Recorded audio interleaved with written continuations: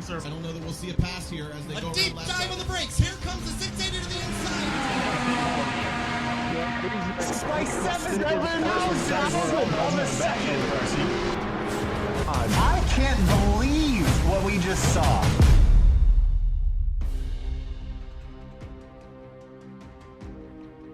We are here today just north of the border in Montreal, Canada at Circuit Gilles Villeneuve for the second to last race of the regular season for the 3-wide Grand National Series. I'm Finney Naguna here tonight with Connor Horn.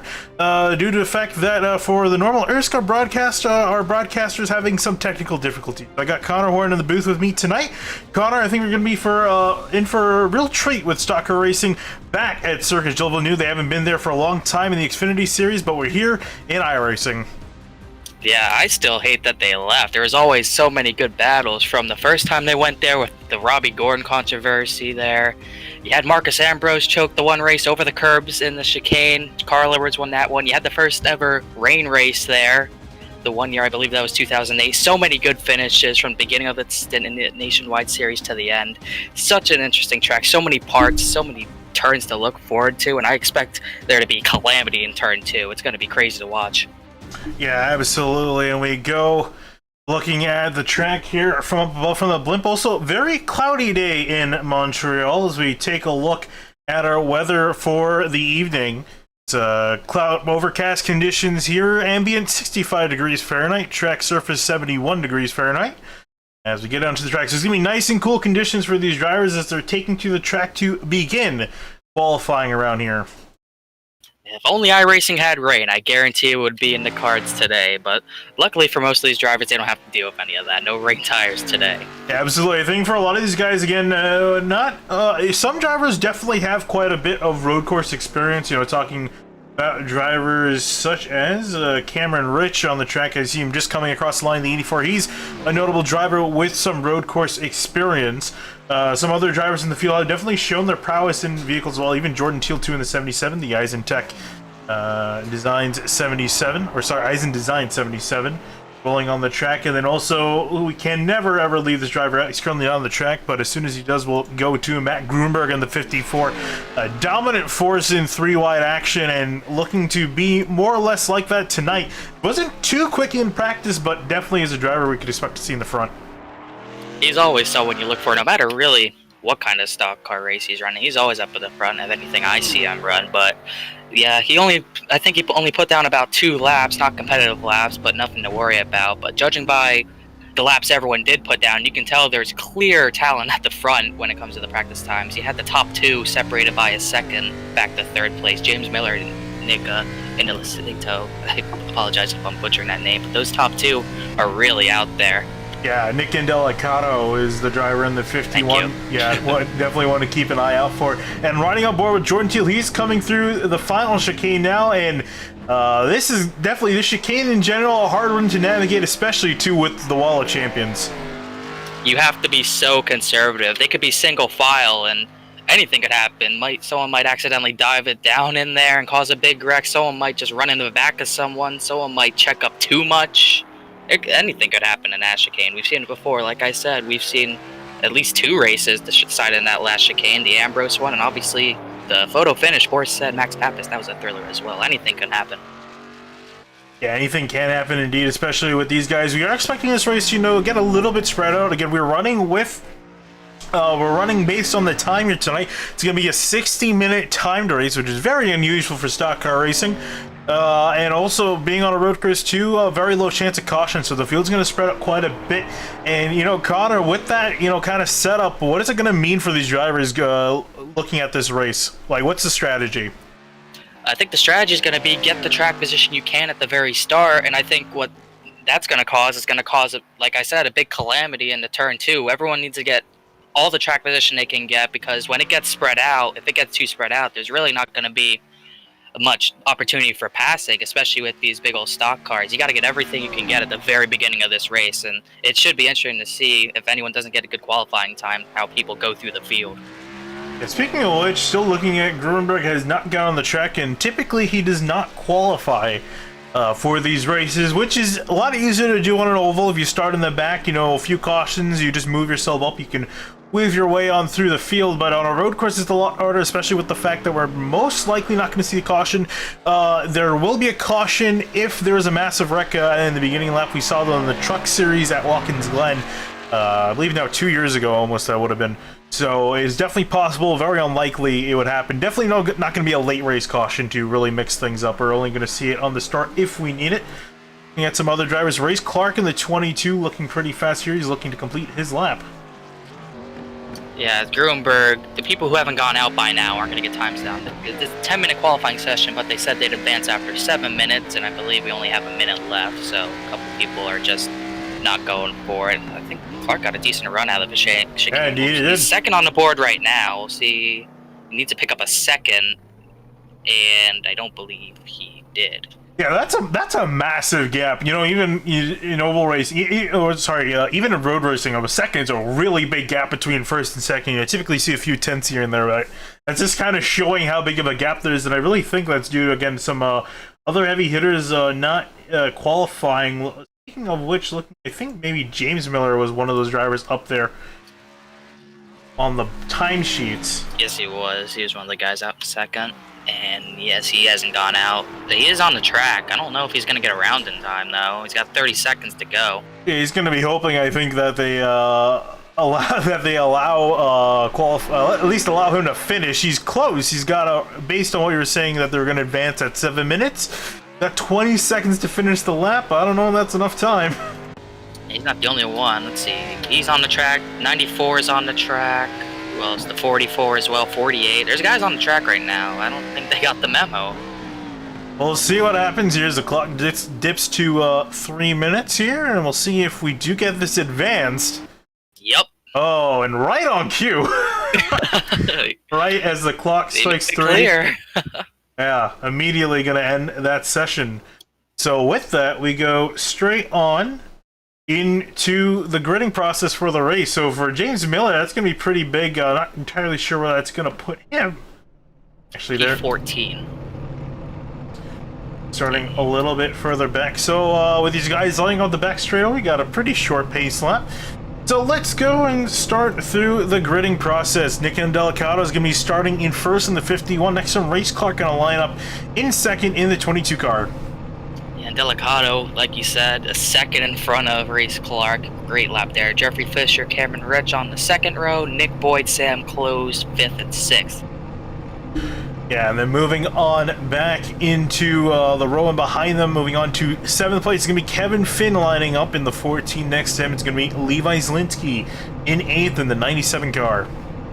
Then Ethan Reasoner, he's P9. Jordan Teal, P10. And Alex Boyd, first one outside the top 10. Also the last one to take a qualifying lap with a 145 flat. He'll start 11th with Gruenberg right beside him in P12.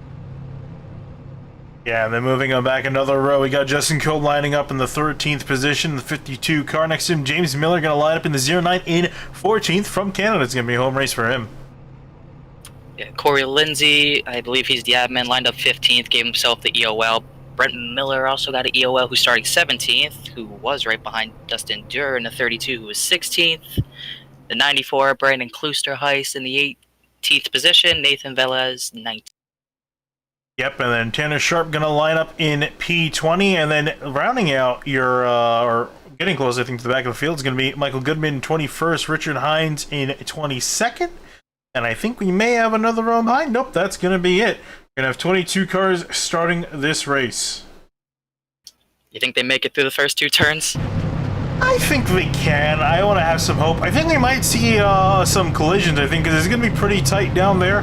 We might see some guys door each other. I don't think we'll see a spin. We'll have to see how these guys get sorted out by there. It's kind of iffy early with these cars. It could either be a really clean start, it could either be absolute catastrophe. We'll have to see as the pace car gets rolling off and away. I think even if they don't spin, we'll see sheet metal flying, and you don't want to hit someone too hard because that hood will fly up, and then you got to do a whole lap around this track with the hood up. You don't want that. Yeah, that's another thing to consider too, the new damage model. So you're gonna have to be careful with your equipment, especially over some of the curbs here. I mean, as we quickly take a look at, the final chicane, those are some meaty curbs, and those guys are going to be hitting those curbs every single lap, so you want to just be a little careful going over, and especially getting into the wall of champions. You see the field here rolling through the final chicane onto the front straightaway. We're going to get ready to go green for this race. And it looks like field's already accelerating. That means we're green here at Montreal for 60 minutes. And Delicato not waiting for anyone to go. He's getting out to an early lead here with Race Clark just filing in. They're trying to single file out. Seems like a single file throughout the whole field. A nice clean start. Not gonna lie, I didn't expect it, but I'm impressed. Up to speak too soon. I saw Frankenfield a little bit slow. He might have had something little happen. contact there, I believe, but still straight for now. Oh, still not done yet. Whoa, a car spun out sideways. That's Sam Close in the 5 car spun out into the wall in turn 3. Kevin Finn went around as well. I wonder who got into who. We'll quickly try to take a look here on the opening lap to see what happened. Oh, he got shoved in behind by the 4 team. Just picked the car up from the rear and around the 5 car went. He's not going to be happy about that. He just kind of got pile drove there. That was out of nowhere. Seemed like he was taking it easy, and the 14 who got into him, I think, reset. Yes, he did, Kevin Finn. Yeah, and looking at the rest of the field here at the top of the order, working through lap number 1, it's Indelicato by a pretty solid lead. You see him in the hairpin for the first time. There's Cameron Rich, Race Clark, Jeffrey Fisher, Nick Boyd. Your top 5. Zielinski, Miller, Reasoner. Then you got the 77-52 rounding out the top 10. It was an orderly start for the most part, except for about 1 or 2 incidents, and already we're seeing how spread out this race is getting. Yeah, it really is. And that also helped, too, by the fact that the leader went as soon as they came out of the final chicane, which I think helped make the start a little bit cleaner as well. But definitely spread out this field quite a bit. Whoa! Jeffrey Fisher getting a huge amount of curb, and you see him trying to hold up the 74 of Nick Boyd as they race side by side down the front stretch.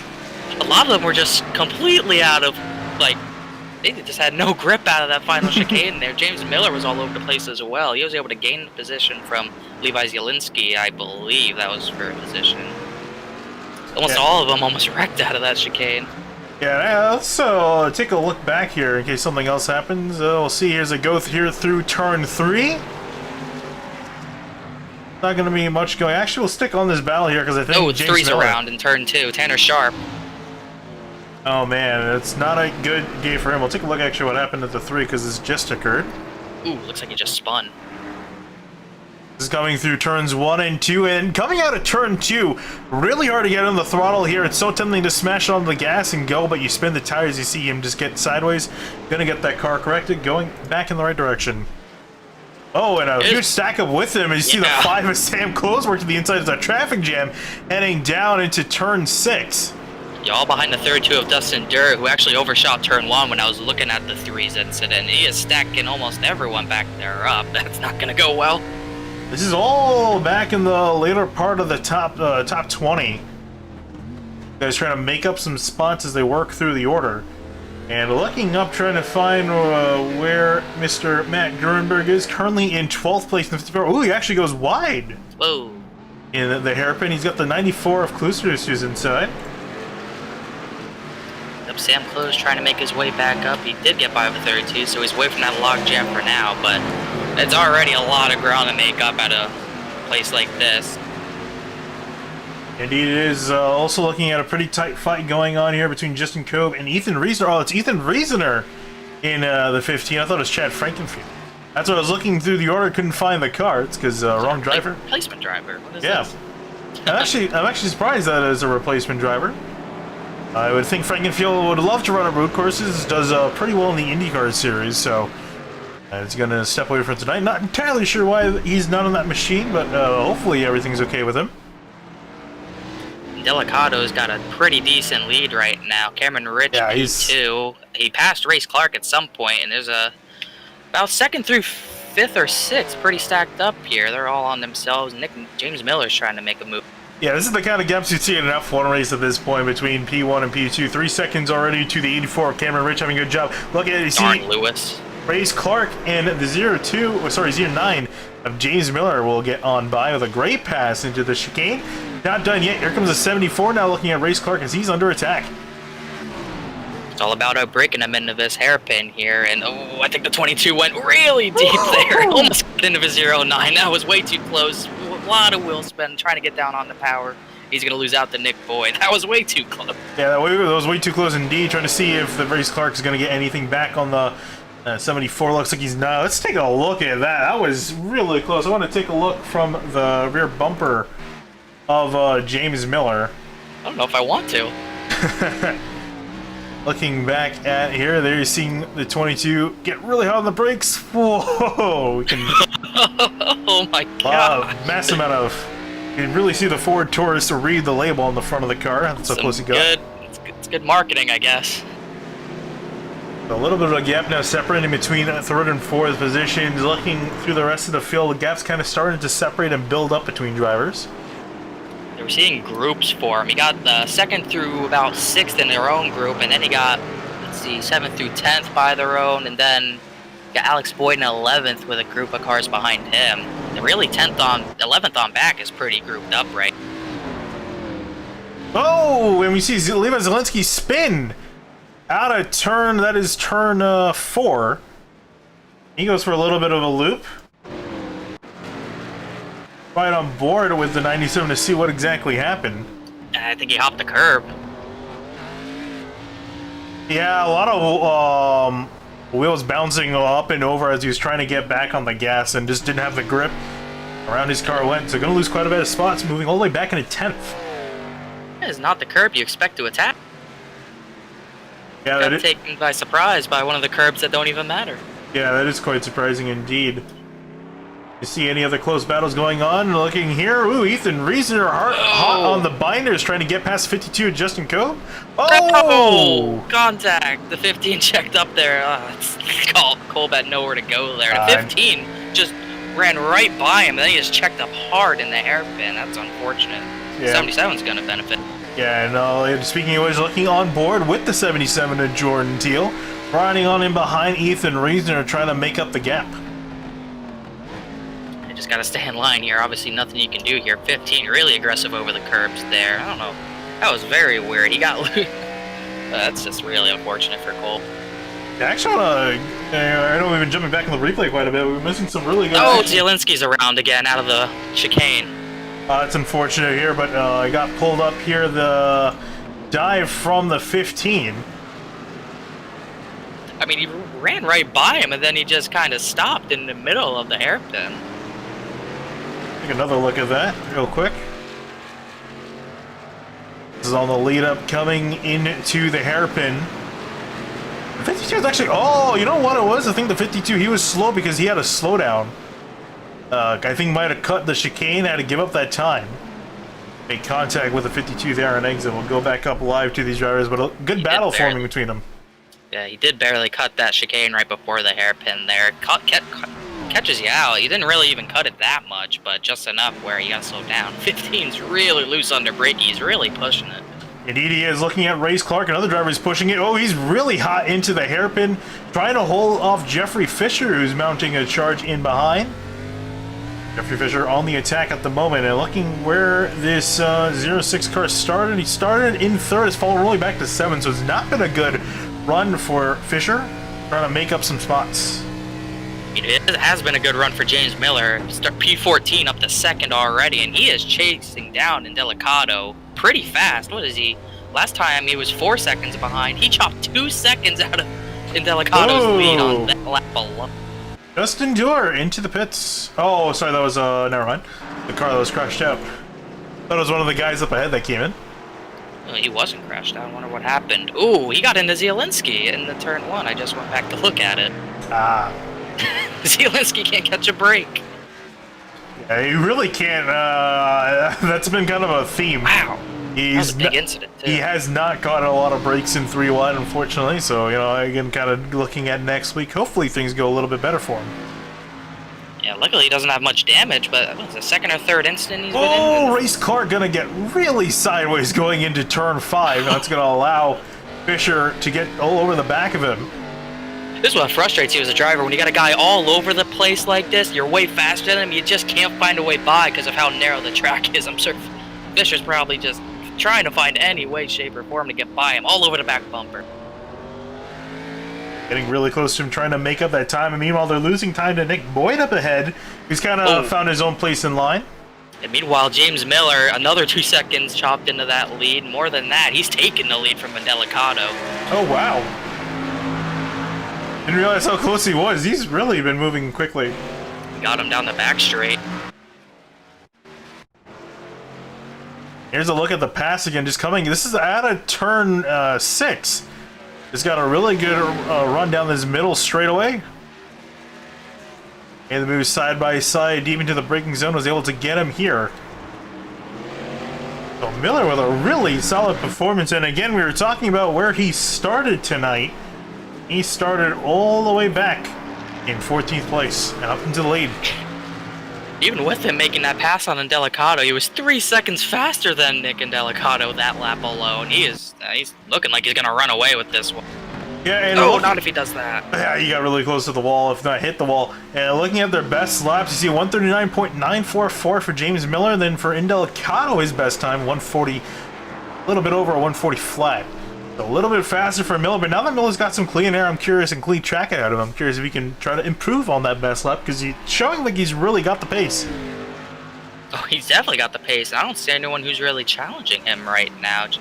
There's not many other people who made that big of a charge. Obviously, it's the charger of the day so far. So, I don't know. Someone else is going to have to come through the field quick to challenge him, because if he's going to be gone soon. Yeah, really, and just looking at everyone else's best lap, the only other driver to have the best lap in the 140s at all, driver we're looking at right now in the 84, that's Cameron Rich, and he barely ran a time in the 140s. It's a 140.991. So you can see a very large amount of space between, a very large gap in the lap times between the best times of our leaders and everyone else down the order. Yeah, the last couple laps it's spread out even more, and we're just going to continue to happen throughout the rest of this race. And James Miller's really getting over that last chicane very well. He's probably gaining a lot of time in that chicane alone. So I'm looking at the times. A 145 that time, and Indelicato 41.2. So the lead's about up to a second, and it should be growing from here. Looking at a great battle between the 22 and the 06 of Jeffrey Fisher. They're going to be side by side. They're side by side on the back straightaway, side by side on the front straightaway down into turn 1. 22 not giving it up easy. They're still side by side, trying over under. Nope, just going to hang it around the outside. Bit too far on the outside. Fisher's got him. Yeah, that outside is really hard to make a move or really just trying to get back on the gas. Unfortunately, not going to get it back. So Fisher going to hold on to the spot for now, but I think Clark might be able to get back to him if there is a mistake made. Pretty much now looking at the closest battle on the track, a lot of drivers spread out, especially for our lead. That kind of dissipated very quickly, and Indelicato not able to stick with him. A little group of 4 coming out of final chicane here, led by Alex Boyd. Nathan Velez, Corey Lindsay there as well. Yeah, Nathan Velez, Corey Lindsay, Brendan Klusterhuis, you're running from 13th to 16th. This kind of little group of drivers, as you were saying, Connor. Down into turn 1 for them. A couple of these guys pretty banged up. Fella's got some right side door damage. The 94 back there has got damage on almost all his fenders. And for these drivers tonight, they're effectively going to have to make one pit stop, more or less. Speaking of pit stops, Sam closes on pit road. I think might be, I'm not sure if he's trying to just come in early, fix some stuff. He's gotten a few dents and bruises early on. You see the 10 of Alex Boyd go wide. Gonna lose a ton of spots here. Yep, can't really make those mistakes, especially when you're in a pack like that. You're just gonna lose all the ground you made up. Back at what happened. Yeah, most of the drivers are on this back stretch right now. Ooh, Corey Lindsay cooked it in too far. Yeah, this is really where you're seeing, oh yeah, he was in the grass. Take a quick look at that. Some off-roading, no problem. Yeah, and this is a tough corner too, because you know if you miss the corner, you're gonna just be stuck in that grass, and you can see him struggling, trying to get it back on the pavement to get going. But easier said than done. Basically a blind corner. You're only really the only marker you have is trying to just look where that overhead past this. Yeah, pretty much that bridge there. I think there are some braking markers there. If not, you don't really have much to go by. It's definitely a hard corner to brake for. And if you miss it, you really do pay the price. See Lindsay trying to hold up Brett Miller back in 18th place. And up at the front, I thought James Miller would maybe break out a 5 or 6 second lead, but Indelicato's not letting him get too far away. It's about maybe 2 seconds or more right now. And then there's like about 8 seconds back to Cameron Rich, who's sliding out of a hairpin. Yeah, it looks like he's starting to manage that gap, and then Cameron Rich is kind of in a world of his own. He's got 7 seconds to the guys up ahead of him. He's got 6 seconds into the driver behind him, so he's kind of in no man's land, just having a quiet race. It's going to probably manage to be very boring for him the next 45 minutes, not really around anyone to race. But we'll see. You know, I think if anything, he's going to have his eyes up trying to get back to the 51. He seems sliding out of the final chicane. Yeah, I think the 09 is gonna really try to conserve the tires, because I noticed when Delicado got passed by Miller, he was really squirrely off the turns, trying to make something happen, really trying to get those rear tires lit up to get around off the turns. So he might be wearing off those rear tires. It'll probably be something to look at the very end of this run. Speaking of wearing out tires, I saw Ethan Reisner. They were looking at the replay of him just spinning out in the final chicane, lost the spot to Jordan Teal. In the process, just getting into we've been seeing a lot of guys just braking too hard into that hairpin. Yeah, they're really, especially Reasoner, he was really trying to push it into these final turns. It's so difficult to get the braking points down sometimes. You kind of just lose track of where you are, and you really got to be on top of your game to make sure you know where you're braking. Riding on board with Reasoner here as he's working through the first few quarters of the track for the first sector.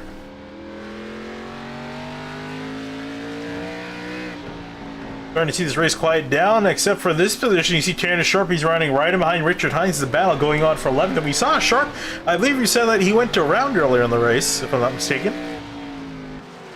In the 3 machine. Yeah, in this turn, actually. It's decent recovery. He's only 12th. Oh! Whoa, commentator's curse. It doesn't matter if it's a replacement or not. Yeah, gets a little bit of a wall as he comes. It's all good. Gonna try to get back on pursuing the 87. Gonna drop back a second. But looking through, a lot of our drivers really spread out. The gap's starting to really get bigger and bigger. Gruenberg, he missed the same turn to 00 did. Oh yeah. He came to a stop trying to give up the time gain from cutting. Yeah, his only person behind him is really Richard Hines. He's got about 14 to 15 seconds to Ethan Reasoner, who's in 9th. Yeah, and you can see he was on the brakes too, right on board too. Just to get an idea. Yeah, you hear he's so long on the brakes, but missed the corner. They're glowing red and everything, just can't get it slowed down in time. Going to almost a complete stop, trying to just give up the time you get from cutting that corner. You definitely do pay the price by doing so. We're going to be in 10th place. This is honestly quite surprising to see him this far back here. I'm actually going to quickly try to check what was his worst finish this season. His worst finish this season was 14th at the Bull Ring. Everything else is 7th or higher. So it's going to be one of his worst finishes, which is hilarious because for a lot of drivers, this would be a pretty good day in the top 10. Without a doubt. Let's see, James Miller. And Delicado's staying there, you know? Like we said, Miller's probably tired. But Delicado's staying up there, and they're also coming up on some lap traffic with Alex Boyd and Brent Miller, also with 00. Yeah, you're not kidding. There's actually a pretty decent amount of it up ahead. He actually gained some time. Not sure if it was on this lap. We'll see as these guys work through the final chicane. If he did gain time this lap through, we look at James Miller in the red and white machine up ahead. Tim Hortons on the hood of that car. Very fitting. Across the line for him, this lap was I'll pull it up on the screen for everyone to see. Last lap through was a 141.6 for Nick and Delicado in behind. It was a 141.5, so he's just starting to reel that gap back in, and he's got a decent amount of time to play with over 40 minutes remaining. It's looking to be about 24 laps left in the race, so he's really starting to make up some time here as they're working past the 10 lap car. Whoa, sideways for Delicado. Yeah, 10 got out of the way for the leader, and Delicado just caught him at the worst time. I was about to say, he needs the lap traffic to just, he needs the 09 to catch him at the worst possible time, but it's going the exact opposite right now. The 09 slid out of that. Delicado really still getting back on the throttle. Might have missed the corner, and I think gave up some time coming out of turn 6. But yeah, and you hit the nail on the head. Or the fact that you need to catch you need your opponent to catch the lap traffic in the worst possible place, but you also need to get by with them very quickly, and that did not go that well for Delicado. Actually, the gap went to 3.5 seconds back up, so That was not a good lap for Indelicato, but for Miller, he's going to catch some of these guys on the straightaway here, and that's not going to be helping him out. Yeah, he got kind of held up a little bit there in the hairpin by Brent Miller, but no harm, no foul. And I got out of the way, and we'll see. Then it's the 00 right ahead of him. Then Michael Goodman in the 44, 94 Brandon Kloosterhuis up there a little bit, and then that's there's not much lap traffic after the 94. And you see Corey Lindsay slamming the brakes, letting Miller on by. Not going to pose much of a threat. Doesn't want to be involved in that fight for the lead. Ooh, Lindsay going to go a little bit wide into turn 1 as well. Saying there's a battle for 4th brewing, but I think the battle for 4th is over. Nick Boyd got by Jeffrey Fisher at some point. Yeah, and we'll see. Actually, we'll see if we can try to find out where that was. Look, that was quite a while ago. I believe 06 cooked it way too hard in the turn 1. You see them coming by turn 1 now. Again, it looks like Fisher is not going to make the same mistake twice. Going to try to reel back in. That 74 made up quite a bit of time through the first 2 turns. I think he's just trying to push to maybe have a chance at Cameron Rich 11 seconds up the road, but he just way too far into turn 1 and it screws up turn 2. If you mess up turn 1, you might as well chalk it up to just don't even try in turn 2. Yeah. Takes up so much of your time. Yeah, I would be amazed if they can make it up to Cameron Rich. I think they're going to have to hope that Rich makes a mistake. Oh, speaking of mistakes, see the 74 go way wide into the first 2. He's going to get sideways. Both of them are going to be sideways trying to get on the gas. Oh. Driving really hard, even though he got 38 minutes to go in a pit stop. Gotta get everything you can, though. Yeah, you really can, but you also have to make sure you don't overstep your boundaries. You've seen quite a bit of these guys sliding about, which is, again, a bit surprising. Granted, these things do have quite a bit of horsepower, but, you know, the temperature going to be almost as cool as you can get it. Ambient 65, it's as low as it'll go in iRacing. And track surface 71, so pretty close to being as cool as possible on the track as well. The weather doesn't really get too much better. It's just really just showing how much, with the power, trying to put it down. These guys are struggling a bit. The 3's in the pits. I think he already was in the pits before. I don't know. He's been in his stall for about 35 seconds. Not sure if this is kind of raising the white flag for him. Oh, that white flag is surrender, I should clarify. Yeah, he got a laps ahead, didn't he?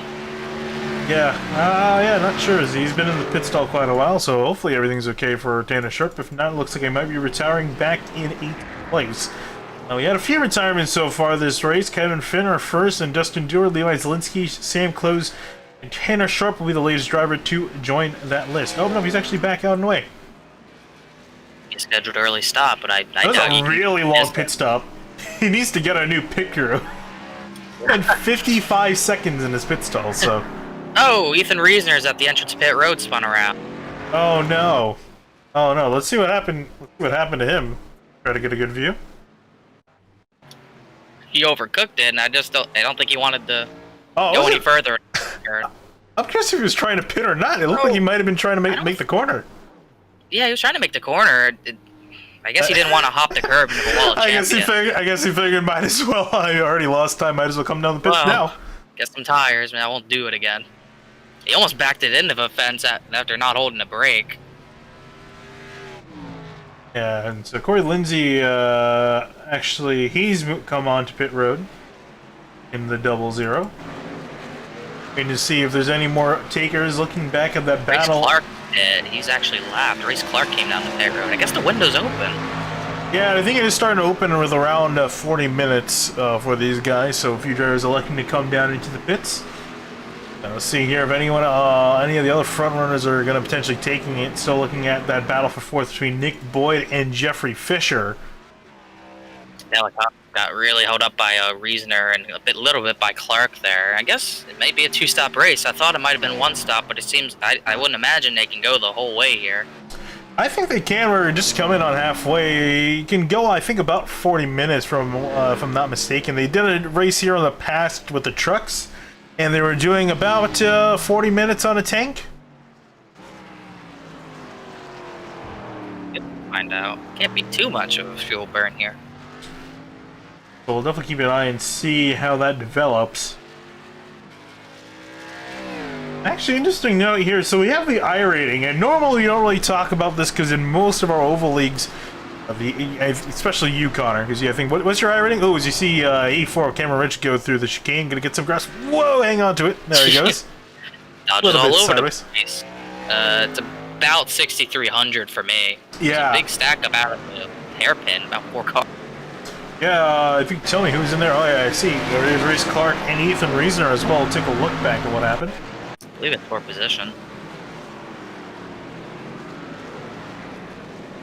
When that was our leader in Delicato, he was trying to get on by Klusterhuis as he was a little bit slow through the corner. A lot of damage to the nose of that machine. Yeah, he's been in a wall and probably other people's fenders as well. Yeah, so going back to the iRating thing. So yeah, your iRating is 6,300. That's on oval. What's your iRating on road? Oh, whoa, okay, never mind. These guys don't want me to get a sentence as we see Race Car completely miss turns 1 and 2. Oh boy. Oh, also the 15's back on pit road. Although I don't know what's going on. People can't figure out their pit strategy. But Reasoner's back on pit road. Oh, you see Race Car. He's really struggling now. Okay, so this kind of has to do with what I've been trying to get at. Connor, what's your road rating? Road iRating? It's lower than 2,000 and above. It's around 1,500 to 2,000. Not that good. I see. I imagine you probably don't dabble that much. That's particularly why, right? Try to. I'm fast. I just can't keep the car on the road. That's why I don't do it. It's easier to keep the car on the road on an oval, you know. Yeah, definitely understand that. So, looking at, I can see everyone's iRating in the field using ATVO that gives it to us. Cameron Rich is the only driver above, let's see, what's the second highest number? He's the only driver above 1,600 iRating on road. Cameron Rich has 3,500 iRating. Everyone else has below 1,600, and there's a few guys below 1,000. Yeah, it's pretty crazy, but I assume other leagues can't be that much different. I was getting antsy. Cameron Rich is really pushing it off of some of these turns. He's really trying to get some time. Yeah, I think from the top. I think we're really starting to see the tires kind of fail on these guys, or not really fail, but just the grip really start to leave them. And again, these guys are running with the new tire model too, so that's also not making it too comfortable when you're spinning out the tires constantly. Look at Indelicato in the 51. He's falling back to. I think. What are you saying? I think just Reasoner must have called it a day. Maybe he got a penalty, but he's not coming out of it still. Yeah, I figured if he was going down a second time, he probably wasn't going to get it back on the track, because that costs a lot of time. Nearly pretty much a minute and a half down on pit road. You've seen some of these guys. Shit. Hold on, here's the interesting thing too, and I don't know if I'm losing it or not. Race Clark, Tanner Sharp, and Sam Close all spent over 50 seconds on pit road. I don't know. Oh, sorry, in their pit stall. Yeah, in their pit stall, or just going up and down and pitting? No. In their pit stall, they spent 53, 56, and 57 seconds respectively.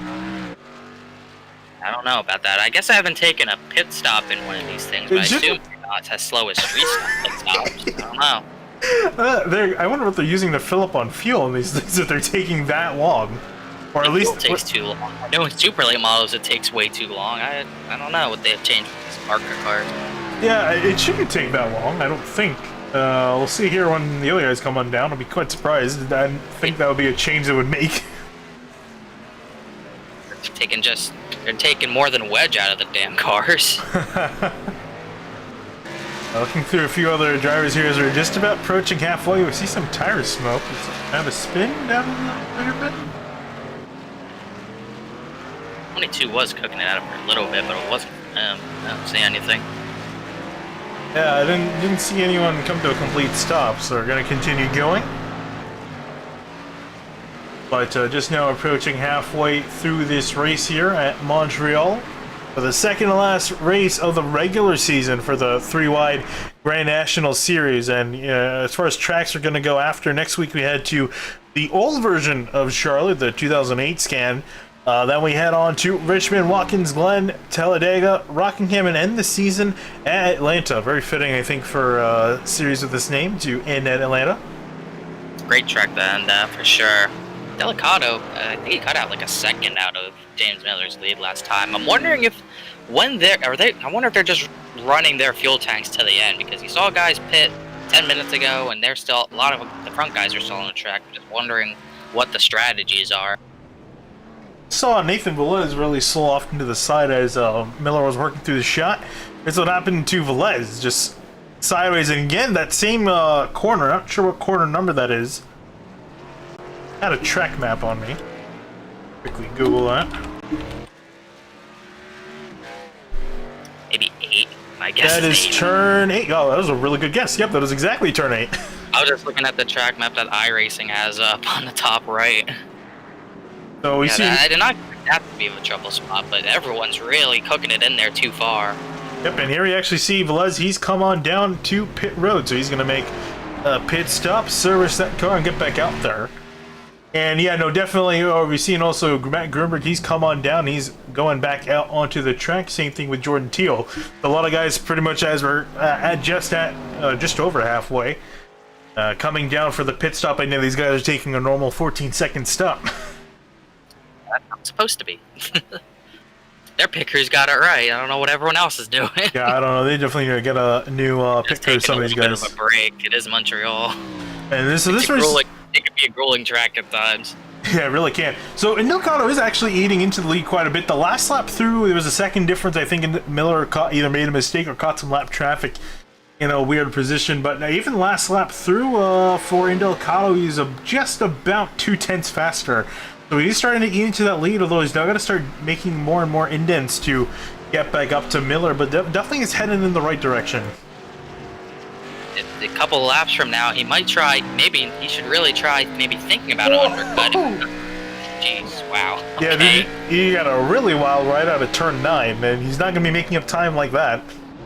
No, and the rear tires aren't going to be liking it with that. I was about to say he might want to think about an undercut. It might not work too much, but you got to try something to try to get any sort of ground up to him. I would say, especially considering you're struggling with the tires, there's no point in really continuing on any longer. Them might as well come on down. You can definitely make it to fuel on the end to the end from here. Oh, 74 missed turn 8 a little bit again. Turn 8. Another pair of people who haven't separated. Jeffrey Fisher, Nick Boyd. Boyd missed turn 8, and here comes the 06. Yeah, and so the 09 and the 51 down onto pit road. Looking at that battle between the 74 and the 06, really tight battle. These guys have not been able to get away from each other for the last 20 minutes or so. But a really tight battle amongst them for 4th. In the top 2 pit, meanwhile Cameron Rich is going to stay out another lap, and let's see, yeah, he should get the lead, I think. He actually just passed them down on pit road as he comes across the line. And waiting on Miller and Delicato to finish serving their cars, so Miller gonna roll off of pit road. Same thing with Delicato. Curious to see if he made up any time. It looks like it. It looks like a good chunk. There's not much of a rundown into turn 2 there. Looks like a good pit stop for the 51. He's got to make it count now. Ito's rolling back onto the track. Yeah, he actually did make up quite a bit of time from the scoring. It's showing so far about a 1.5 second gap. Really need to kind of wait for them to go a little bit further on the track for it to fully set properly. But looking at Cameron Rich, our race leader, he's got to make a trip down onto pit road still, so he'll surrender his lead at some point.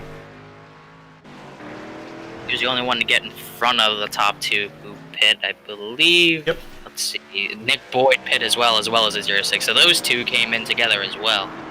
And here you see them rolling off of pit road. It looks like the gap expanded a little bit between the 74 and the 06, so more or less where the left off. And yeah, so after working through about half the lap now, the gap is hovering at 1.6 seconds. Actually just went up to 2 seconds, but still pretty close. He made up quite a bit of time. I think he made up over a second just down on pit road alone, so a great pit sequence for the 51.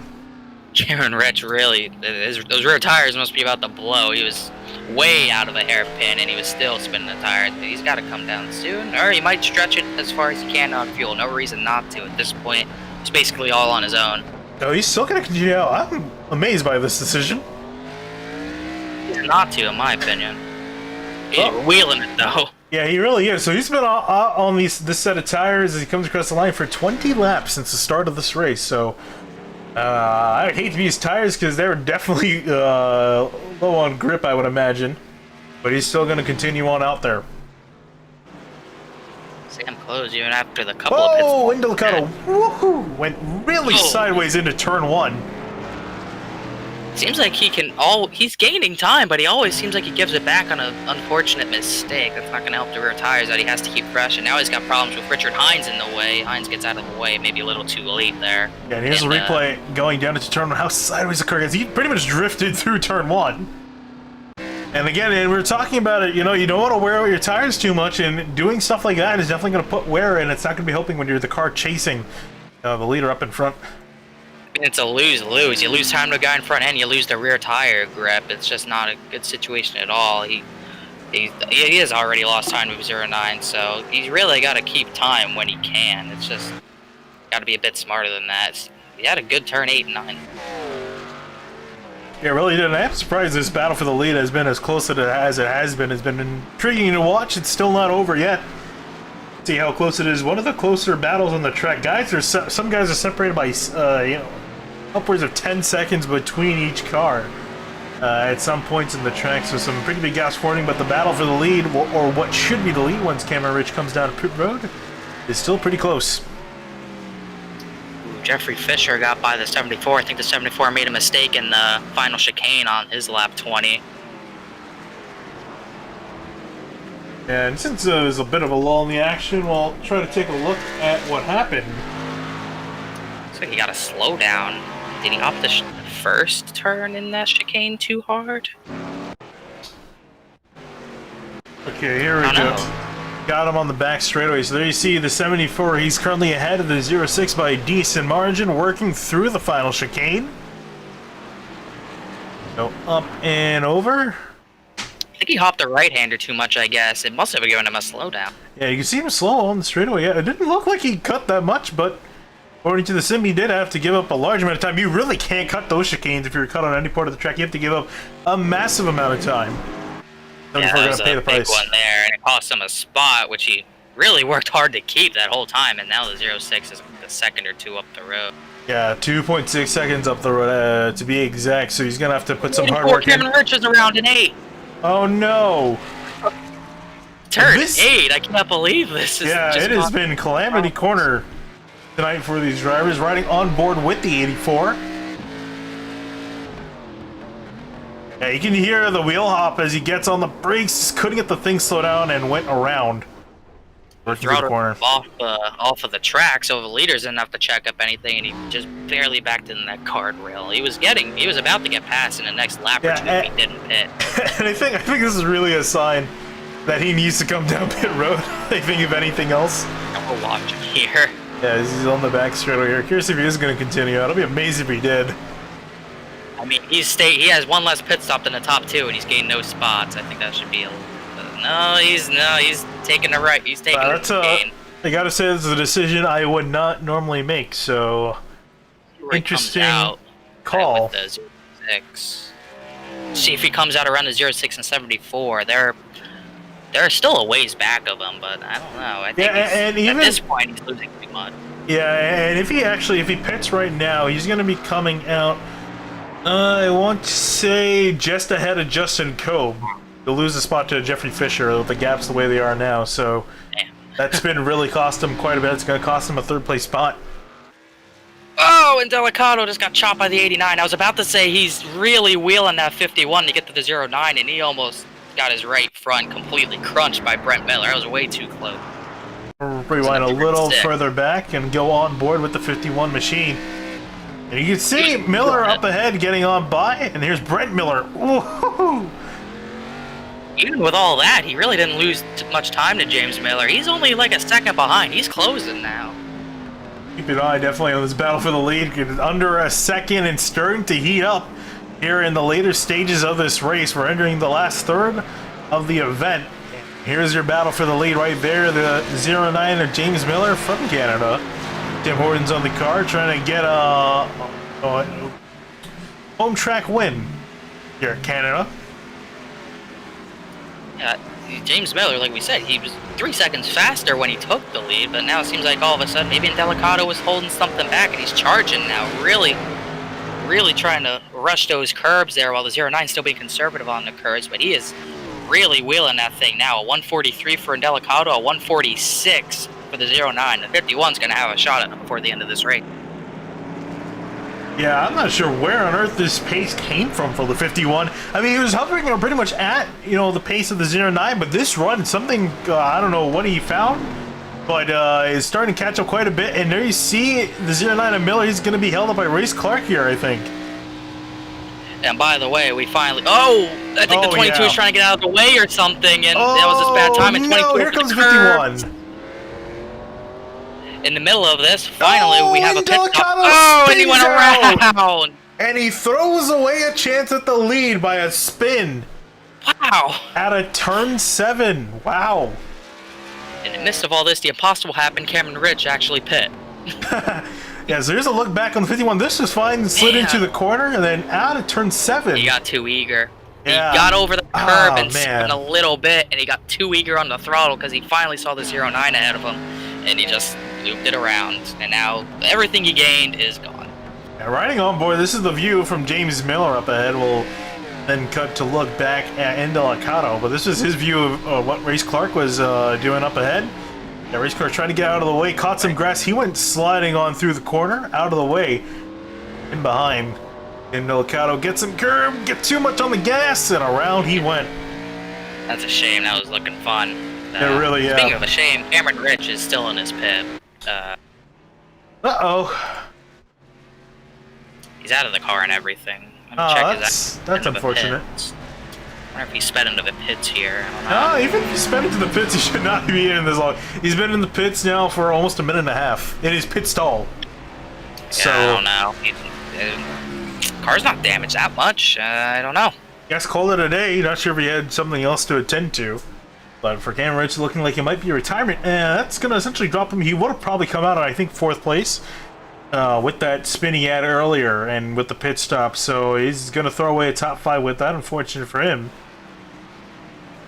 74 might have had another incident. He dropped behind Justin Kolb for... now he's back to P6 behind Kolb. Trying to check if anything could have happened. I didn't see anything. Yeah, I think he might have just pulled it into the pits potentially. I think he just decided his run was done. I guess just decided to run the car out of gas. And I wonder if that was it. Do you think he might have run out of gas? Well, he made it to a stall fine, so... Oh yeah, you're right. Yeah, you're right.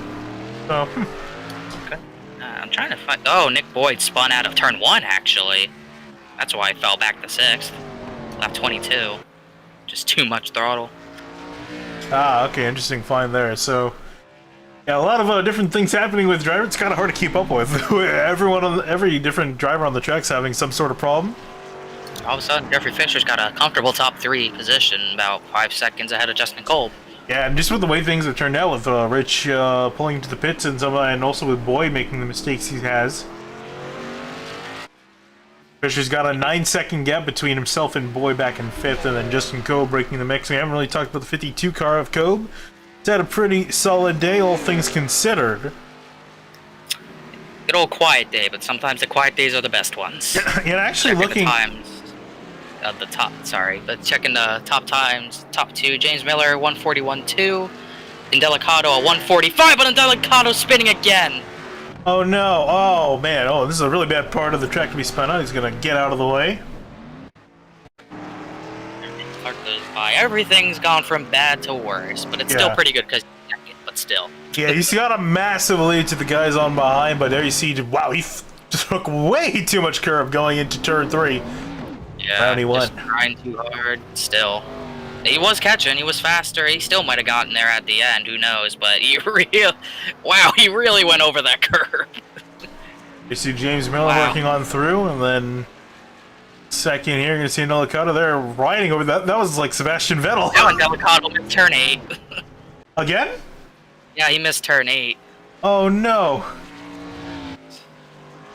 Oh yeah, you hear him slowing the gas. Get back up to speed. It's got to be in his head at this point. Yeah, I know. He's lost 20 seconds back to James Miller. Right on his bumper. That sucks. That is heartbreaking. to see. So Indelicato just gone for battle words. He's still got. Here's a gap. You'll see so Indelicato here, and then here's Jeffrey Fisher. It's a 36-second gap between second and third, so he can back it off a little bit and easily coast with a second place finish. Unfortunately, it's not going to be a win. That's looking like it might go to James Miller as long as nothing happens to him for the next 50 minutes. The 44 got going right in front of him. The 44 was spun. He did the same thing the 74 did. He spun into turn 1 and he got out of the way. Taking a look at our retirement list, haven't really refreshed this for a little while. Ben Klusterhuis and Cameron Rich have joined the order of cars that are out of the race. Got 14 left on the track. And are you kind of surprised at all by the amount of attrition we've seen? I don't know. It's hard to say. There's been a lot of. I mean, we had 14-second pit stops and 55-second pit stops. I don't know. It's been a lot of incidents, a lot of self-spins. A lot of people just don't have the grip that they need to come through a lot of these turns. And I've been surprised, especially by turn 8. I can't believe the amount of incidents that have happened down there. Yeah, it really has been amazing. It's caught up quite a few drivers. Turn 6 has had a few problems as well. Turn 3, I think a little bit more in that department. You see Jeffrey Fisher working his way through. But yeah, turn 8, the definite trouble spot. I think almost every single driver in the field has had some sort of issue with this corner, either just cutting it, spinning out. I think most of the issues have been with cutting the corner and then just giving up the time. Very easy thing to do when you get in a car that's able to jump curbs as much, so you really force the issue over the track limits. A lot of wheel hop into that turn. We saw that with the 84 and when he was in the lead. There's just been, I don't know, like we said, it's basically a blind corner. People just cannot seem to get a grip for that corner. Looking at some other drivers we haven't really talked about a whole lot today. Nathan Velezzo, you saw him with the spin earlier on. There goes Boyd missing turn 8. Got it back going good though. Oh, which driver? Does Boyd missed 8 a little bit. Oh, Nick Boyd in the 74. Sorry, 74. Yeah, it's Nick Boyd and Alex Boyd, father-son pairing. And more problems with the 74. But speaking of Alex Boyd, he's actually falling prey to Michael Goodman in behind. Goodman had a very bad last lap through 157. Had an issue. He's trying to get back as spawned as he's trying to catch back up to the 10 car. This is the closest battle on the track at the moment. I don't know. Maybe the 44 spun twice in turn 1. I don't think so, though. He's had a couple. Just hasn't had the pace of the leaders, obviously. I don't think anyone's had the pace at the top, too. They've been gone for pretty much since the beginning. Yeah, again, the only drivers now to dip onto the 140s. Or actually, yeah, no, it's recent between them. Miller with 139.8, and for Nick and Delicato, 139.490. Everyone else in the 140s and 141s. Now 7 cars left on the lead lap. Last car in the lead lap is Matt Gruenberg, and he's... Yeah, this is surprising to say the least. Not sure if it was just he didn't get practice, because he has the points lead, and the points are going to be reset in 2 weeks' time. So essentially, it's job done for the 54, at least for now. And even if he didn't practice well, which again I don't think he did, this car is very competitive, or the driver I should say is very competitive. He's still looking at a really solid points finish. He's got 52 points, back to Kevin Finn in second place, and Finn going to be a very poor finish for him tonight, back in 22nd with a retirement. At last. Yeah, for Justin Koba, however, he's actually going to gain quite a bit of points and move himself easily on into second. As Kevin Finn, bad night for him. Chad Frankenfield not here tonight. And Eisenman, where is he running? Not here. I don't believe so. Oh, I'm getting confused with the 77 car, which is driven by Jordan Teal. Eisenman usually drives that car, I'm pretty sure. So he's not here tonight as well. So for Cobb, it's going to be a pretty solid night, 52, quiet night. Oh, but Goodman almost got into the back of Alex Boyd there. That was close. Boyd had to Boyd kind of stopped there. That was too close. Now Delicato is running up on him. Attempting to let him by. Yeah, and also there's Race Clark as well in the 22. We'll go back and take a look at what happened there. Then they turn 8 yet again. Yeah, shocker. I think Boy might have just missed the corner or missed his braking marker and just slammed into the brakes trying to get the car slowed down. Luckily, Goodman didn't hit him and avoided a collision. So Goodman up to 12th, though. Looks like it might be likely by the end of this, only the top 5 are on the lead lap. Jordan Teal is not too far up the road. I think Nick Boyd's safe if he doesn't slide off the turn like that. Yeah, there you see Indelicato and, the gap between Grunberg and Miller. And I imagine with these guys being teammates, imagine Grunberg is just going to let Miller on by. Well, let his team continue on up ahead. Gap now at 23.6 seconds for a lead. And this is really Formula 1 territory. Blame Mercedes, blame Lewis. I blame the FIA for what happened at the last race. That was I'm still. Don't even get me started on that. I will always disagree with that call down in turn 3. Everyone does. Legendary moment there. That was so legendary by Vettel. Even more than anything, even beside Vettel's side, that just ruined such a good race. It did. That would have been such an epic fight for the end, but unfortunately the race officials got in the way of that. I do find it hilarious that the Ferrari, despite that, still stuck up a flag at Maranello for winning. Pretty much, yeah. Well deserved. So many iconic moments here, from F1 to maybe, what is it, the Pinty Series? Yeah, and then Xfinity.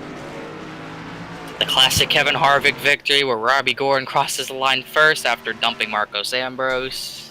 Yeah, that was a wild one indeed. Ooh, I think Race Clark, he's gone around the wrong direction. Ooh, almost gets the wall back as he's trying to get the car straight. This is his really overcooked it into the hairpin. Yeah, getting a look at it here on the replay.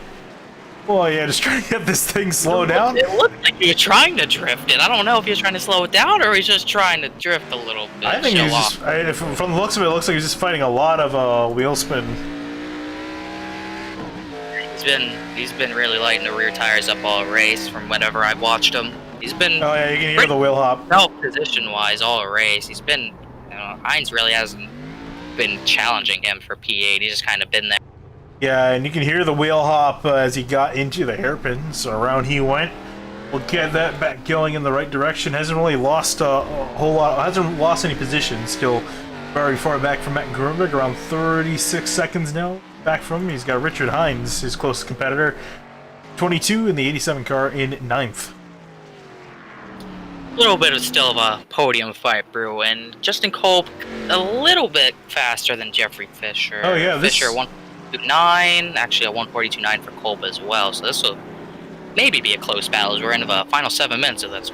Yeah, I'm curious, since you have the ability to, if you can check the last lap times for these guys, to see how it's been trending. Yeah, like I said, Kolb is only about 0.05 faster than Fisher. 142.95, 142.90 for Kolb. As for James Miller, he's coming through the final chicane right now. His last lap as a... Oh, there goes Cameron Ridge, he just disconnected. Let's see, James Miller, last lap was a 141.5. This one's going to be a 141.8. Justin Kolb has a little bit of a spin. It just lights up the rear tires a little bit. Yeah, just a little bit. Oh man, he almost cut turn 9. That's clean. He got close to the wall though. See, like I said, 09, 141.8, and Delicato 142.8. So whatever he had, he pretty much used it. Did he use all his tires spinning out of turn 7, or like hopping every single curb through this left-right hander that he's coming up on again? Yeah, I have no clue, but see him work through the section here in Delicato trying to get. And we're really just at this point just trying to finish this race. He's got, again, you can see on the left-hand side of the scoring pylon, you can see the gaps between these guys with Delicato 25 seconds behind. Jeffrey Fisher a minute behind. 3rd place. Massive gaps between our leaders. But the gap's starting to close actually between Jordan Teal and Matt Grunberg. Oh, Matt Grunberg around near the hairpin. Now the hairpin's becoming a trouble spot all of a sudden. I think for guys, I think the race ends might be losing some focus. I saw the 77 up there. No, it must have been Will Hop. It seemed like he was already going to turn well, but... Yeah, just at the end there, I think it just got too much wheel hop. Around he went for a lazy spin. We'll get that car back rolling, but lost 5 seconds back to Jordan Teal. Jordan Teal's going to let the 09 by, down to 5 cars on the lead lap, the last one being Nick Boyd now. And there's still some battles on the track. Obviously, Colbin Fisher for P3, and I believe there's a decently close battle for 12th still with the 44 and 10. They can't separate either. Although the 44 has a decent amount of front-end damage. Yeah, I'll say. That came from the 10's back bumper's clean. Yeah, not sure. We saw Goodman almost got into the back of Boyd a few laps ago. Turn 6, he's already by the 10, and he just got too loose off the turn, too much throttle. Okay, oh, now the hood's up. Yeah, here's a look back at what happened with Goodman. Missed the final chicane. He's got the hood up. And he didn't make the pit. Oh, man. Yeah, that was a bad spin out of turn 6. And like I said, the hood's up. Oh, yeah, that's a sight. No, not really. It's a sight for the fans, not for Goodman, actually. Oh, Velez is going around in 1 now. Oh, no. Oh, yeah, there he is in the grass. Guy spins, another guy goes around. I think someone invited Danica Patrick to the race, and she's just dumping oil everywhere. But look at what happened to Velez. He works on past Goodman. Whatever year that was, 2012, when Labonte put oil on the track, but that was at the Glen, though. He just went around. Looked like he caught some oil. It's very slippery, apparently, on the surface. I mean, it's definitely not the track temp. Track temp's gone down, actually. Pull back up for folks at home to see. Yeah, it went down 1 degree. From earlier, it was 71 degrees on the track. Now it's 70. Goodman's doing a good job getting around. And maybe it's up on his screen, but it is on ours. Yeah, I kind of want to go to. Let's see if I can find a camera angle that'll suit this. We'll do. It's gotta be up how slow he's going. Yeah, that camera can't see much. I will not question iRacing, but I will be suspicious. If anything, he's got a lot more downforce with a front downforce with the hood. And it comes back down as he goes slow through the hairpin. He's gonna come back up. You can finally see. Right on. Get in between the battle of the 06 and 52. He's doing a good job wheeling around the track. Maybe he'll pit, maybe he won't. Oh, I want to ride on board. I want to see. Yep. Yeah. All right. That's driving right there. Look at it shaking and everything. It's shaking for me. Yeah, no, it's awesome though. He just kind of flaps really about. Light into the chicane. He's not pitting. He's gonna wheel it to the end here. He's only got 2.5 minutes to go. I mean, maybe a lap. Might as well at this point. Yeah, Brett Miller is just out of the hairpin. He's got a ways to go back to him. So looking, whoa, Justin Coe, quite a bit of curbing for him. Trying to get back to the 06 of Jeffrey Fisher. Just can't get that extra bit of ground that he needs to get there. He's closing, but he needs to go now. Yeah, and we're running down to the end of this race pretty much. Now for these guys, I think they're looking at 3 laps to go. 2 minutes to go. It might. James Miller just came across. He's taking 2 to go as he comes across the line. He actually might back off. He's actually in the position to do so. He can back off quite a bit and still make it with 1 lap left. We'll see if he decides that. I'm sorry, Goodman came over with the radio to say, "Please tell me not much longer." Yeah, he's gonna be hoping that James Miller slows down for that. I think that confirms that. Yeah, the hood's up. That's pretty funny. But for Justin Cove, he's also going to be hoping that this race goes a little bit longer. He can use that extra lap to try to get back to Fisher as he's right on his tail. He is there, but he's not going to have a chance to pass him unless he gets even closer. Obviously, he can't do anything in that final chicane. At least I hope not. They're really wheeling it off that hairpin. Yeah, these guys are really struggling to get these cars back up to speed, but now they're finally hauling down the back straight. He's actually going to pull out a line and try to line up here for the final chicane. Fisher cooked it in there a little bit. Yeah, he went pretty deep in there. He's going to hop the curb a little bit. Yep, 52's got to run. Here they go side by side on the front straightaway here. It's going to be looking estimated 2 laps to go for these guys as Coe looks like he might make the pass before turn 1. He's going to be to the preferred line on the inside. Does he make the corner? He goes way wide. That hurt the 06 more. 06 at the right side of him now. He's going to get the position back. Sliding up in turn 2. Still side by side. Yeah, Coe tried to park the bus down in turn 1. Here they go through turn 3 now. Do the chicane. Thought he had it. No, he might get him here, though. Oh, no, he got it back out. No room for 2 there. Down into turn 6 and 7. Lap cars ahead of him, too. Alex Boyd just gave up position to Nathan Velez. So they might get in the way as well. Meanwhile, James Miller is through turn 2. I don't know if he got the white flag. Yeah, he did. We got the white flag on our timing and scoring. He's on the final lap. That means for this battle we're looking at, it's still a lap and a half left for them. Still fight it out. Goodman's just begging for the end of this race. I can imagine. He's just trying to put his car around. Gap separated quite a bit. Coe did not get a good run through turns 8 and 9. For Fisher, gonna try to get a better run as well. Yeah, he got loose out of 8. Alex Boyd lets him go by. Now he's got all that work he did to pressure the 06 into a mistake. He's got to somehow gain a lot more time back. Meanwhile, the 09, he's been on a cruise ever since the 51 spun out, and he's been, like we say, 3 seconds. Yeah. He powered his way to the lead from all the way from 14th position. He's been on a tear tonight, and he's going to end it with a W in his home country, I guess. Yeah, not even the state as we're across the border here in Montreal, Canada, at the Circuit Gilles Villeneuve as he comes out of the hairpin for the final time down the back straightaway. What an impressive run for the 09. We're looking at a really close battle between him and Neil Delicato for his second, but unfortunately Delicato spun out quite a few laps ago and has not been able to rebound. But for James Miller and the 09, pretty much a flawless race. Can't quite remember a mistake out of this machine as he comes through the final chicane for the final time and will pass the wall of champions. And he will be a champion himself here at Montreal down the front straightaway. James Miller will take the win at Montreal. One more lap, he would have came up on the 44, and on my screen, the 44's hood's back where it should be, so that's good. I still see it up on my screen. And not on my screen, James.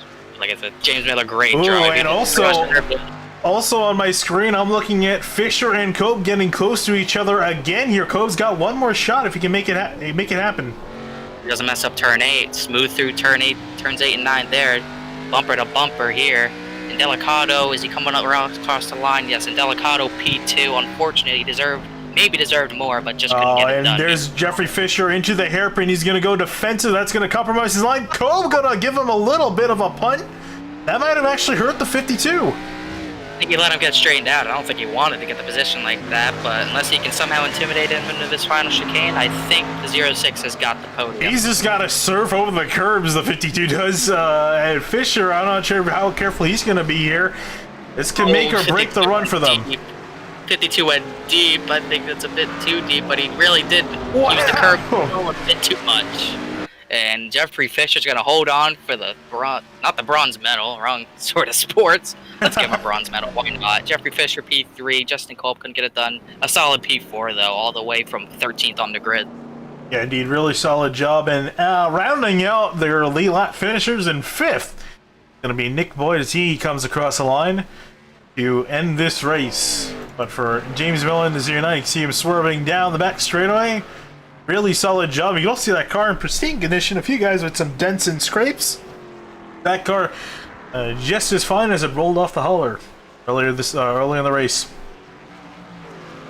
Great. It was a great race. Very exciting race, and hometown boy is going to get a lot of E cheers from the fans. Maybe the E fans, who knows. And I'm proud to say that 44 wheeled it to the finish. His hood's back up on my screen, though. Yeah, he will finish, all the way back in 13th. Miller coming across the finish line, waiting for him to do some burnouts. There he goes. There he goes.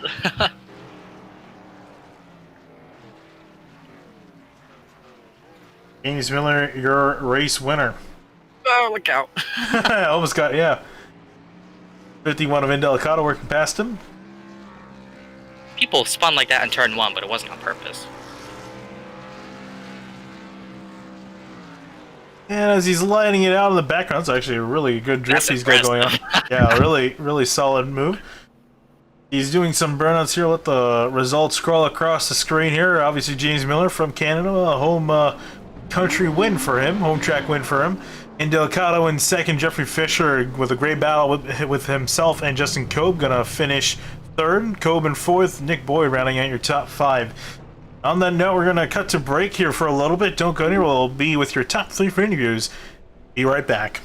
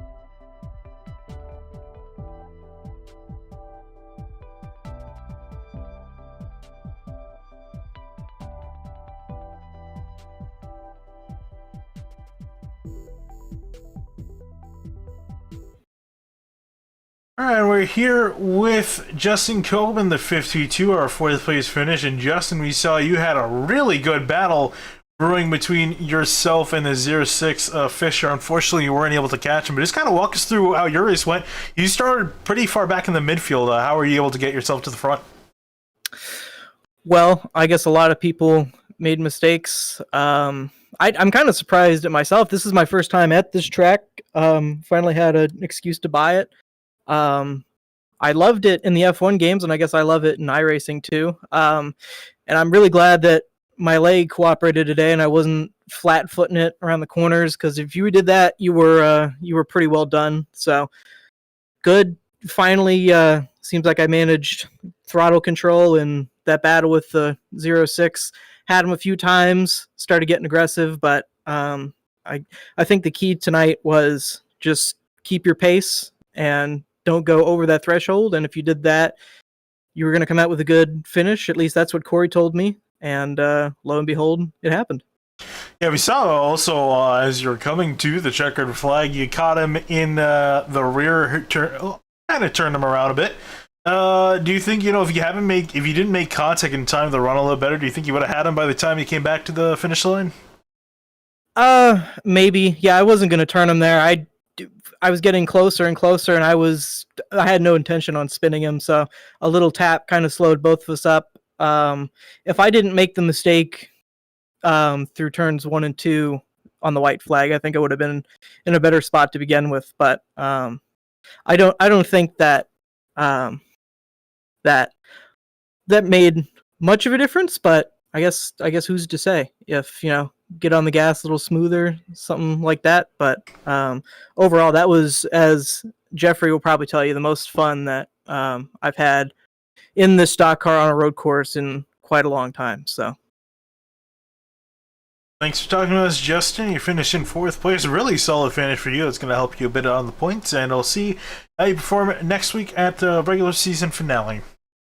Yes, sir. Thank you. All right, moving on back into 3rd place. It's going to be Jeffrey Fisher. Jeffrey, do you got a copy? Hey, Jeffrey.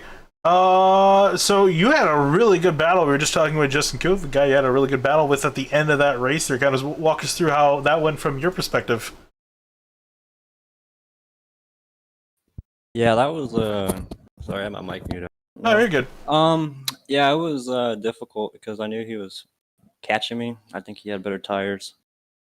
I was just trying to hang on. It was very, very slippery, and I had my heat on and my hood up, and I got really hot, and it was terrible. It was some of the hardest racing, but yet some of the best racing I had with him. Yeah, indeed, and you saw it was a pretty distinct gap between yourself and Indelicato. If I'm not mistaken, did you make a mistake earlier in the race? Yeah, on lap 1 coming to lap 2, I grinded the curb coming through the wall of champions and got to slow down, so I just kind of fell back, and then I kind of just fell into a groove and was running my own line, my own lap time, and was just waiting for people in front to make a mistake. Yeah, and I mean, and actually quite a few people did, so all things considered, I think that went pretty well for you in 3rd place. You think, is there anything you could have done maybe to try to keep up? I know Indelicato and Miller were on another plane, really, as far as this race is concerned, but do you think there's any shot of sticking with them? No, they're on a whole nother level. Like, it's just ever so slightly of a difference of like driving in the corner a little bit harder, just subtle differences over the course of all the corners that those guys do. It just correlates to such a huge difference on track. So I'm just kind of focused on the mid-pack battle and just trying to figure out what I can do and what I can't do, really. Yeah, but definitely was a really solid run for you, Jeffrey, in this year's 6 machine, finishing 3rd. Thanks for talking to us, and we'll see you next week. Thank you. Moving on to our 2nd place finisher, it's Nick Indelicato. And Nick, you had a great scrap with the 09 and Miller for the lead the entire race. It was looking early like it was going to be a washout with him breaking away, but you kept your head in the game. Kind of walk us through how your race went from your perspective. Yeah, I ended up getting pole, which was nice, but I knew James was really fast, and he was a tad bit cleaner than I was, and it was going to be about who made mistakes more often. And I got so many off tracks and so many slowdown penalties, and then he ended up getting by me. I stuck with him, learned a little bit, and he was so much smoother getting on throttle, and I just made way too many mistakes. Yeah, I was going to ask if you can go over what happened as you were coming to turn 6 with Race Clark up ahead. What happened there? No, I saw Race and and James kind of almost tangle because James took a wider, I guess, or shallow entry into that corner. I saw Race go off, and I tried capitalizing, and I hit the curb. And to be honest with you, I didn't think I'd lose it, but it just snapped around on me, and I couldn't save it from there. Yeah, and I mean, if it wasn't for really, I think was probably the biggest mistake that really took you out of contention. Do you think, had you not made the mistake, because you were catching quite a bit, you think you could have gotten past and held off the 09 Miller? I feel like, yeah, we could have had a really good battle for sure. Hold them off, maybe not. I was just way too sloppy when it came to off the corner and just getting through the corners nice and smooth. Well, regardless, Nick, it was a really solid run for you. You've been really good at these road course races, especially we saw your performance in the super late models. Here is no exception. We do have another road course going back to Watkins Glen, this time with the K&N cars, so we'll see how you perform there, and also next week at Charlotte. Yes, sir. Can't wait to get back to a mile and a half. It's going to be fun. Thank you guys for broadcasting. No problem. Last but certainly not least is going to be James Miller in the 09. And James, you took the win. So you're from Canada, so I'm sure this win means a lot to you. Yeah, it was really good. It feels like a bit of redemption for Lime Rock because I had some unfortunate personal things happen where I wasn't really at my best to race that race, and I definitely think I had a pretty fast car earlier in. So I was really looking forward to this race to prove myself on a road course, and I had more difficulties right at the start and missed qualifying pretty much. So I had to start 14th. I think it went to 12th because Matt took a NEOL. But I don't know how I made it through everybody that quickly. I figured it would be a lot worse. Missed a couple wrecks right at turn 2 and then into 3. And then just kind of picked guys off. Caught up to Nick. I think he had a couple slowdowns or something. And yeah, I carried on from there. Had a clean pit stop, unlike Iowa, where I blew the race away. And kept the lead over Nick. And the lap cars were pretty decent. Sometimes you'd catch them in a good spot. Sometimes it would be bad. It felt like Nick was getting the worst end of it compared to what I was. And I just kept the tires under it and kept it clean. Yeah, you really did do a solid job. Very few mistakes out here. And also, you started in 14th. Did you put down a qualifying time? No, I was about to, but the session. Oh, right, yes, we were. Cut Yeah, short. we were riding on you because they advanced it with 3 minutes left to go. But Yeah. still, you know, what was your kind of plan? I guess from the start of this race, starting so far back down the field. Well, if I was gonna start up front, it was just gonna be save the tires, take it easy for the initial start. But that was just thrown out the window. So I went as hard as I could. I almost caused a wreck coming into one because I went a little aggressive with it. But yeah, I was basically get to Nick as fast as I could, get ahead of him, and then just manage it to the first pit stop, or the only pit stop. And that's what happened. Yep, and absolutely a great job. Great drive for you from 14th to 1st. James Miller in the 09, winner at Montreal. Thank you, guys. With that, that's going to wrap up interviews here. We're going to take a final look again at our finishing order. A pretty solid race, all things considered, from Montreal, especially well for that battle for the lead, Connor. Yeah, had some really great battles, had some unfortunate spins, and we also had turn 8. The race had it all except for a big one. Like I said, the very beginning of a race, I expected a big one, especially going into turn 2, but it was just a lot of tiny wrecks, about some 1-car incidents, maybe a 2-car incident at the very beginning of a race. But all in all, great battles around the track. Could have been an insane battle to the final minute for the win between James Miller and Nick and Delicato, but just wasn't meant to be, and the hometown boy gets his dub.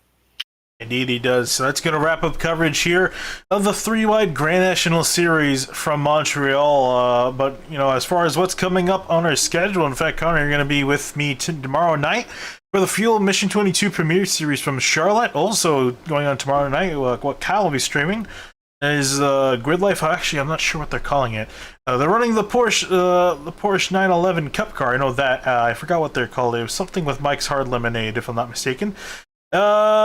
Looking at the rest of our week, a few things coming up as well, but for 3-wide action, they come back at Charlotte, the old version, on June 1st. That's going to be an interesting race to watch. They'll be rounding out their regular season. So that's been coverage from Montreal. I'm Finney Nakuna with Connor Horn. He's signing off.